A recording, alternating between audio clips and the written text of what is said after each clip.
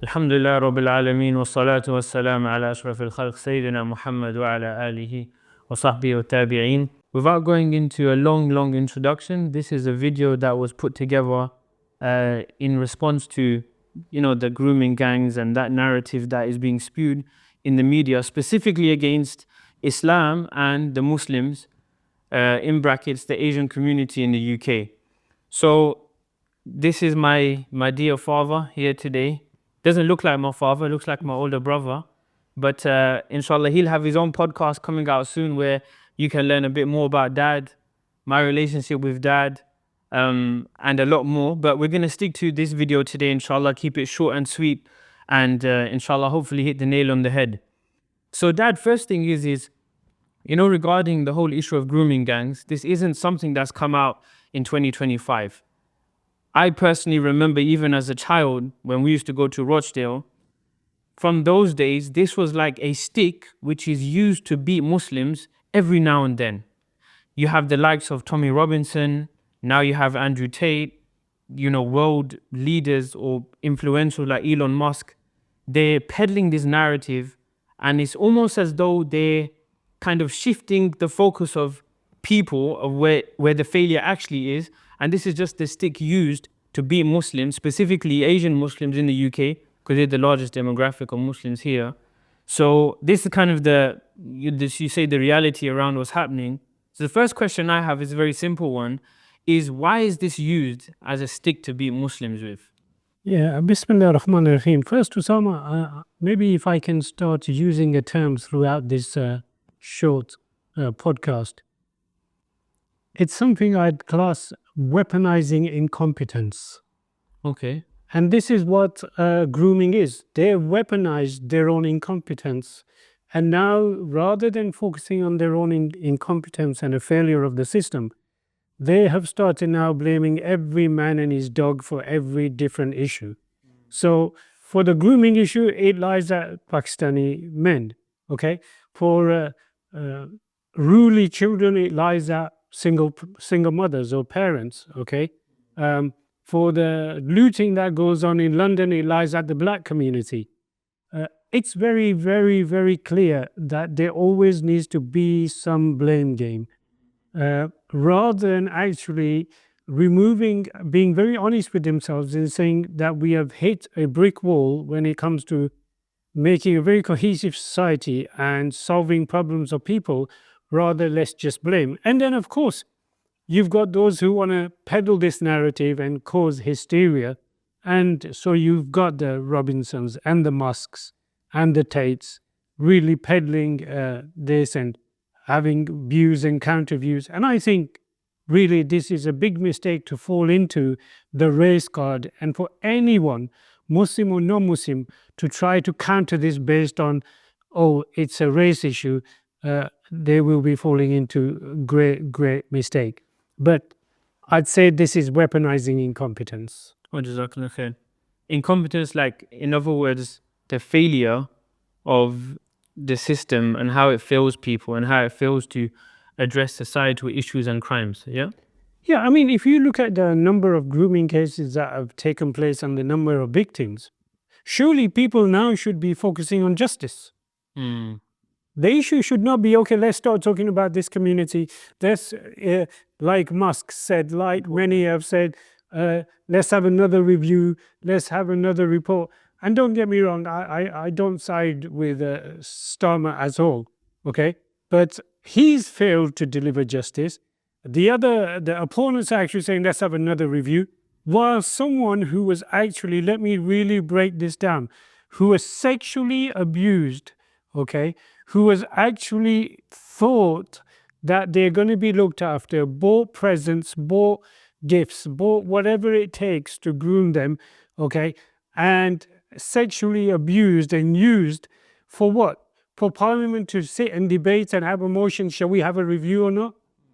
I mean, where is the human capital gone in all of this? It's human detriment that's happened, and it's almost treated like, let's have another review. No, let's not have another review. I know what, let's vote if we have another review or no, a review or not. So really, it is beggars belief that human heinous crimes like this are made out to either be a race thing, a religious thing, or a debate in parliament whether to have a review or not. And where the victims are still, the wounds are open, the wounds are sore, and they're still trying to get to terms with coming back to a normal lifestyle. But everyone's discussing everything but The justice. the justice. Before I go into the questions that were sent by various people online and social media, one point that I would like you to, inshallah, like go into, not too much because we'll focus on the questions, but how this Western world, after World War happened, specifically Britain, they were welcoming economic migrants with open arms. Why? Because they had to rebuild from an infrastructure perspective, economic perspective, social perspective, the country again. So Pakistanis, South Asians, they were welcome. Come work with us. Come to our factories. Come put in the hard work. We'll pay you. You're part of us. You know, if you actually look at a lot of the society today, it wasn't built on the backs of the colonial white British. It was built on the backs of these different ethnic minorities.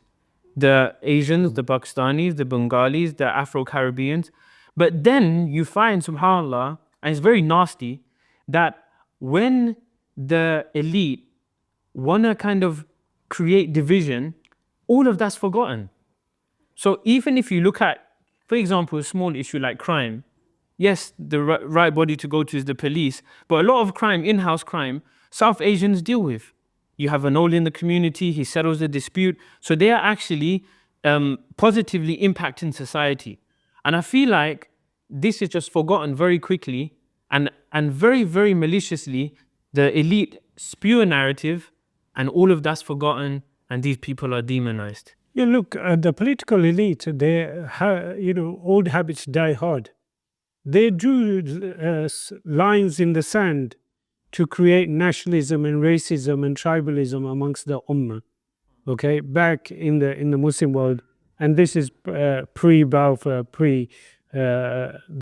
the lines in the sand before we had any of these countries. Okay, and this is not a new tactic, by the way. This is not some new phenomenon, new theory that suddenly we need to start pitting people against each other, and now we'll pit the whole society against the immigrants. These tactics they used in the Muslim world, in the Middle East, in the subcontinent, in Africa, okay?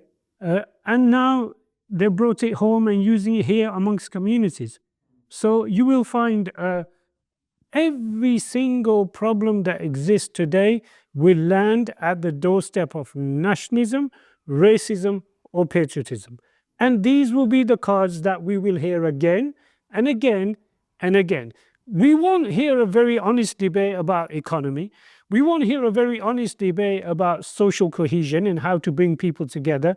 We won't hear an honest debate about justice and meting out, justice to those poor girls and even boys who are groomed. No, it's always going to be racism, patriotism, and nationalism. It's always going to be some ethnic minority or the migrants or immigration that will always get the stick. And let me be very frank with you, Salma. This is here to stay. Yeah, don't think that this is one issue, it'll wash away. The issue of pitting the whole society against communities is the tactic that we're going to see more and more of.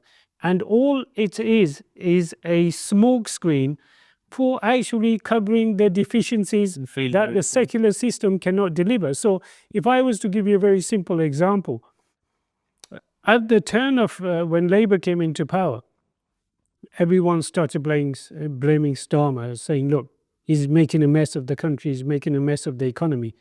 And then immigrants became public enemy number one, okay? Now, on 2 points here, we have to be very clear. Did anyone look at the state of the economy pre-Starmer, post-Starmer? Nothing's changed. It is the same. It is absolutely the same. So that one individual hasn't done anything to the economy. Inherently, the economy cannot sustain the model that they are perpetuating, which is Just keep feeding the elite and don't worry about the masses. Okay, we have to fill our pockets at every expense, whether that's gas prices, utility prices, whether that's car tax, whether that's petrol prices. It doesn't matter what it is, we tax it. And now, if you see, just a couple of weeks ago, the farmers were lining up with tractors in central London, inheritance tax. So the issue of taxation is a clear, that people are feeling this because it's the elites who benefit from this. And how do you actually digress or divert the attention from the real problem? Yeah, focus on good old immigrants. That's right. Good old immigrants. You blame them. If your broadband is slow, blame an immigrant. Because there must be a few people down on the street who are immigrants who now are broadband. See how ridiculous it's become. Okay? And we have to stop and think and make people think that, whoa, don't buy this narrative. It's very dangerous for us to buy this narrative. Okay? Because the Muslim himself or herself will feel, oh, okay, I'm a citizen now, I'm a British citizen, I'm not an immigrant, and yes, the immigrants are, and it'll take the heat off me. That's not the point. That's not the way to navigate through life. It's actually see what a mess the secular system was created, that the political elite, they are robbing the masses left, right, and center. And the best way they can justify it, blame the immigrants. Okay? And for everything, you blame immigrants, you blame Muslims, you blame the Irish, you blame the blacks, you can blame the Chinese. In Brexit, you blame the Polish, blame everything. And then when you call it out, then you get called woke, or these people are woke. So it's almost that there's already an answer to everything. And again, I come back to weaponizing incompetence. That's exactly what they're doing. Jazakallah khair. Now, some of the questions we received that was put forward to me in social media was 4 or 5 questions here. How does a society, Dad, react to grooming gangs or grooming gang crimes in the UK? And then what happens when these crimes are linked to a specific race? What are the implications, the dangers? If we can go through that briefly, because there's other questions we want to go through, inshallah. I mean, the implications are very simple. These every kind of community that's going to be targeted or blamed for, whether it's grooming, whether it's lack of resources and economy, they will be dehumanized. And they are. The first sisters and stuff get attacked. Yeah, they'll be dehumanized, they will be attacked, they will be abused. It's as if they have no human facet or sentiment at all about these people. And unfortunately, the stronger the mainstream media and the political elite push this, okay, then the more division we will see. So effectively, what we're talking about is a very divisive system, not a cohesive one. Next question, Dad, is how does the media influence how people see grooming crimes, especially when South Asians are involved? So the media influence on public opinion about a specific race, what is that? How does that impact people?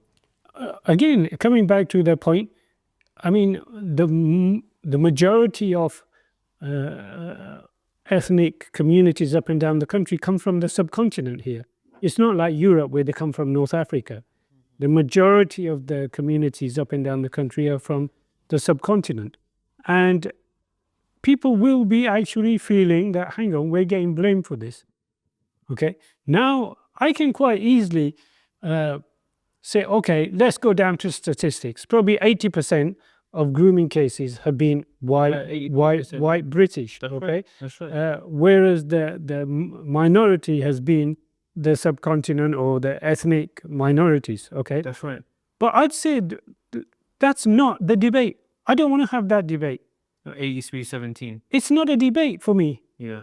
Because the debate is actually we are now all in the same camp. The masses are in the same camp. You can be black, brown, yellow, green eyes, blonde hair, whatever you are, as long as you're not political elite, you're in my camp. And what is that camp?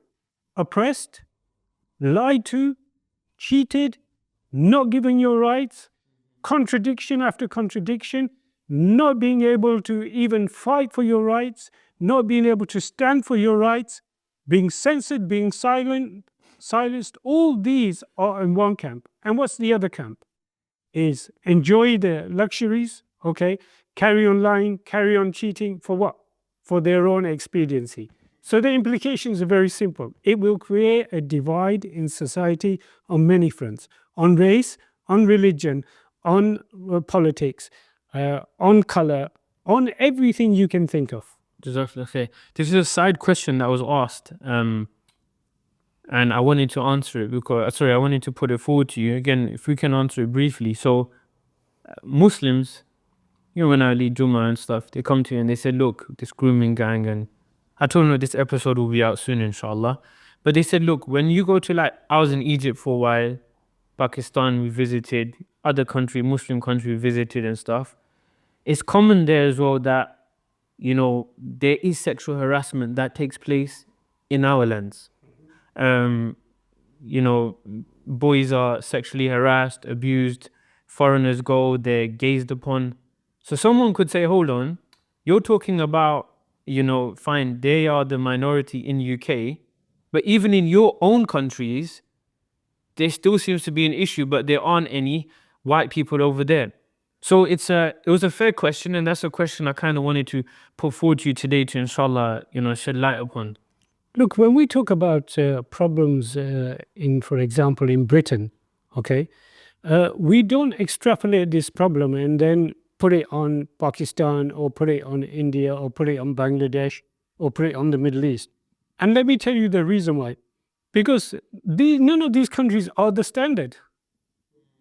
They're not the standard for us, okay? I remember when I went to Pakistan, there was a lot of things that were wrong. There was a lot of social issues. And these social issues, problems now, are becoming more and more common even in those lands. Okay, in Pakistan, for example, divorces, at one point, it was like, don't talk about that word. Now it's almost becoming common. Every listener, everyone who's watching this, it'll resonate with them, okay? Girls not wanting to get married, just want to, stay single for the fear of getting it wrong, for the fear of everything they've seen around them. People are ending up in divorces, so I don't want to do it. Not for any other reason but the fear of. So we're saying that those countries are not the standard, okay? But neither of those countries the blueprint as to why there are problems here, okay? If I was a foreigner and I came to this country during, let's say, the FA Cup final, right? And let's say Liverpool are doing well, of course, in the league. And let's say they lose. And all these fans go home, get absolutely plastered and knock about their wives and their children, okay? This is a problem with society. It's not a football problem. Yes. Do you see the issue? Yeah. This is not a football problem. Yes. This is not fans, okay? It's like, I find it very ironic. Let's kick racism out of football. You can't kick racism out of society. How are you going to kick it out of football? It's true. Yeah, so the same thing with footballs. It's not about, all right, we'll ban alcohol for the fans, okay? We'll stop them coming to and watching. We'll ban it to be televised live so people don't. These are stupid solutions, because intrinsically the issue of drink, the issue of freedom, the issue of do what I like, the issue of a highly sexualized society, that's deep rooted in a way of life. It's not actually related to Pakistanis. It's not related to football fans. It's not related to migrants. It's not related to blacks, Chinese, Irish, whatever. It is effectively the culture of a society that is actually, the trajectory of that society is going down, meltdown, more than any cohesion that I can see. The last two questions we have here, 3 questions, if we can touch upon them quite briefly, is you mentioned it in your previous answer. Actually, you've answered a few already, but just to put it out there, grooming cases in places like schools, churches, even the royal family, don't these cases kind of prove so clearly and evidently that this whole issue about grooming and sexualization is not tied to one group? Because if it was tied to one group, why are there people from the royal family who went over to certain islands in America, did what they did, and they did so with no consequences.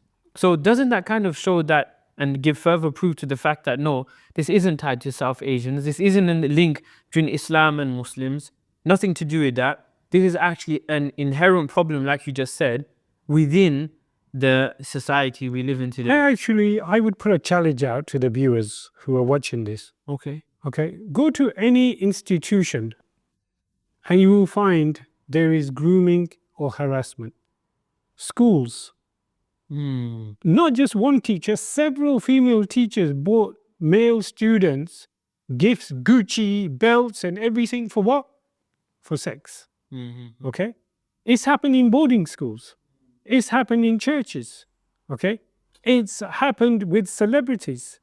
It's even happened at the highest level with the monarch and the Jeffrey Epstein case. So everywhere you go, is NHS won't be free of this. Doctor patients, okay, won't be free of this. Okay, so what you find is, I mean, come on, we just recently we saw this the fired fiasco where we see countless women now saying that they were inappropriately touched, they were drugged. That is the French case where the husband drugged his own wife. So several, I mean, that's why if there's anything you take from this podcast, don't pit it down to color or creed. It's down to system, a fundamental system, a flow in the system, a flow in a particular way of life where the elite find it very convenient and again, weaponize their own incompetence, okay, for their own benefit. That's right. Rather than met out justice the way they should. The last question I have is, so you've spoken about the Western world, society in the UK, society in the West, America, when you refer to Epstein and stuff. So that's clear. It's clear that all of these crimes and injustices and oppression kind of come from a worldview, a way of life. So now when we look at Islam's way of life, how would Islam deliver justice differently from the Western society when it comes to handling, like, you know, unity, fairness, crime? How would Islam deal with this issue? Because it's clear these guys can't do it. They failed miserably, like you said, weaponizing their incompetence. How would then Islam deal with this issue? If we can touch upon this. There's a beautiful verse, Usama, in the Quran where Allah subhanahu wa ta'ala says He created us into tribes and nations so we can get to know one another, not despise one another. And now if you look at this verse, what are these different colors doing today? They're despising each other. I hate you. You came into my country. You took our jobs. You took this. Okay. I hate you. You came into my country and you did X, Y, Z. Where Allah subhanahu wa ta'ala didn't create these colors for that reason. He subhanahu wa ta'ala created these colors so we can get to know one another. And this is then embedded deeply in the final khutbah of the Prophet ﷺ, where he talked about color, where he talked about Arab and non-Arab, where he talked about male and female, where he talked about taqwa being so this sets to us a system of justice, sets for us a system of justice where none of these things come into the issue of justice. An example is Usama ibn Zayd. There was a woman who committed a crime and he asked the Prophet ﷺ, he said, can you pardon her? Yes. Give her a pardon. Okay. And the Prophet ﷺ, he said, had it be my daughter Fatima, I would still chop her hand off if she stole. Okay. So that tells you that our system of justice is not on how many votes someone will give me. I mean, I'll give you an example of justice. Pre-Trump election, okay, you see Musk supporting Trump. Post-election, Musk has got a position. He's got a voice in the world. He's got a voice in the world, okay? He's become some kind of minister of clearing up debts or whatever. I mean, well, what does that tell? I can buy power. Follow the money, yeah. In this world, I can buy power. In Islam, you can't buy power. In Islam, you cannot buy power. And there's a hadith on the other flip side where the Prophet ﷺ, he said, if a man came with you with dark skin, sunken eyes, and raisin-like hair, give him the clasp of your hand and the fruits of your heart. Meaning, it doesn't matter about color, it doesn't matter about his origin. Still, obey him because he's your Amir. That's right. Okay, so we don't look. Islam doesn't have these superficial, shallow criteria. And when a crime is committed, it's not that the Habashis. You never heard the Habashis are the problem, or the Habashis are the causing these issues. Okay, and actually, even when the Muhajir came, it wasn't that the Muhajir, you people are taking our jobs, you people want, to live with us, you people. No, it was more, come, you're my brother, welcome, come, open our doors to you. So the justice system is deeply enshrined in actually looking at the crime for the crime and not attributing the crime to a race, a religion, a nation, a tribe. No. Okay, it's actually, what is that crime? Look at the crime for the crime and met out the punishment and deliver the justice for that crime, as opposed to talking about everything but The crime the crime. and blaming people. Absolutely. No, Jazakallah khair. Jazakallah khair. So, inshallah, Dad, we're going to wrap this up. Inshallah. This is obviously a quick one. In the future, we're going to have a proper podcast like we did before. And hopefully, the questions that were put forward, the answers you gave, clarify and give people some arguments, some viewpoints to put forward to people that are trying to always push Muslims, push ethnic minorities into a corner for, like you said, their true failure and incompetence of dealing with. And I think the most important thing, my take-home message would be, don't accept anything that's given to you by on the surface of things. Observe, understand, and then give your very enlightened reply, as opposed to just knee-jerk responses.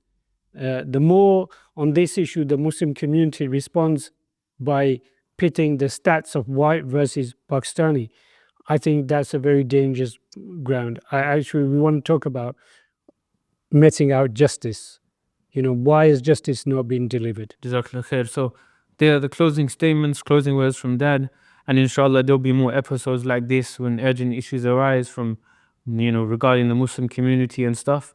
Inshallah, there'll be much more in the future. So, Jazakumullahu khairan wa assalamu alaikum wa rahmatullahi wa barakatuh. Assalamu alaikum.